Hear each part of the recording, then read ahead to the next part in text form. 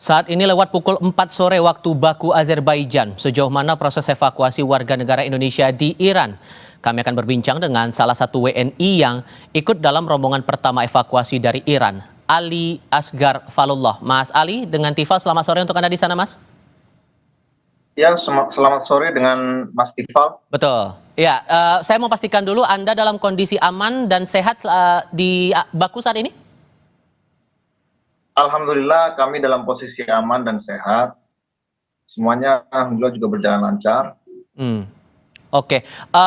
Proses Anda berangkat menuju ke Baku itu sesulit apa sejauh ini? Karena kan eskalasinya makin tinggi ya, makin intens konflik antara Iran dan Israel ini. Apakah ada hambatan saat Anda menuju ke Baku?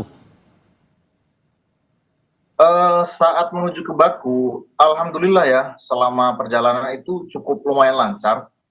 Saya itu kan dari Shiraz, itu dari hari Rabu malam, kemudian sampai di Tehran, kemudian kita bermalam di KBRI sampai Jumat paginya.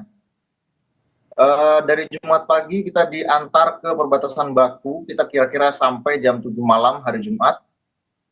Dan yang lumayan menghambat adalah memang pembatasan internet pada saat itu, on-off internetnya, sehingga saat kita sampai di sana memang ada sedikit hambatan komunikasi.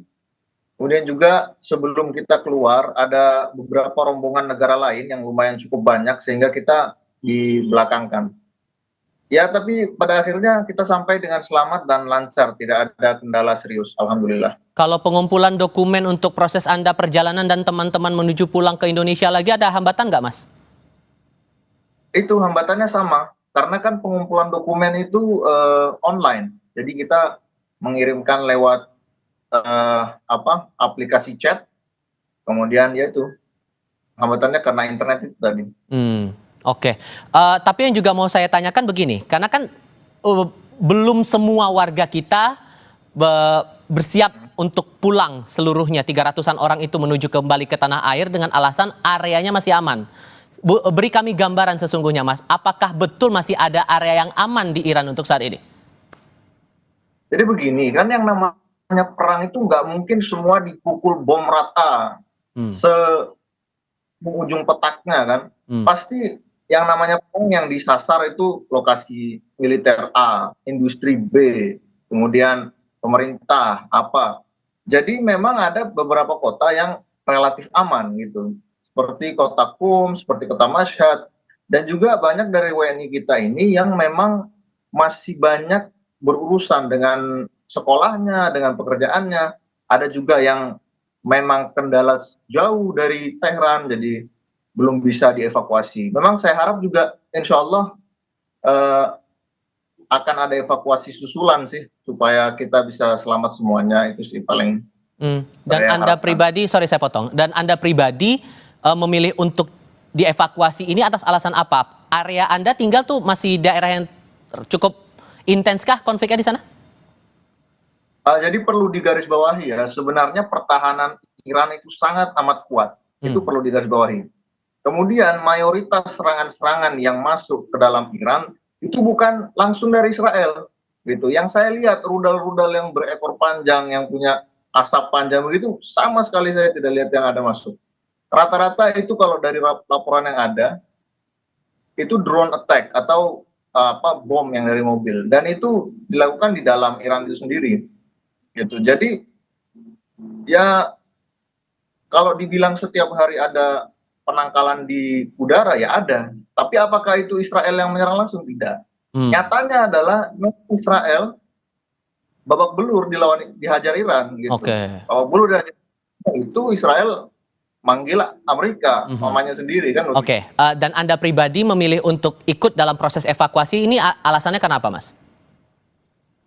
Karena memang saya rasa kan kita lihat eskalasi makin meninggi kan. Saya sudah tahu ini Israel dihajar habis-habisan sama Iran, pasti Amerika ikut-ikutan. Nah, karena saya melihat kemungkinan ada eskalasi lebih, kemudian kota saya juga lumayan ada banyak pencegatan di udara, jadi setiap malam itu ya saya putuskan untuk ikut evakuasi. Anda persisnya di Iran itu berdomisili di wilayah mana, Mas? Shiraz. Di kota Qumkah atau di kota lain atau di area mana? Shiraz. Oh, oke. Ya. Dan skemanya sejauh ini, kalau dari informasi pihak KBRI kepada Anda dan teman-teman, skema pemulangannya akan bagaimana nanti?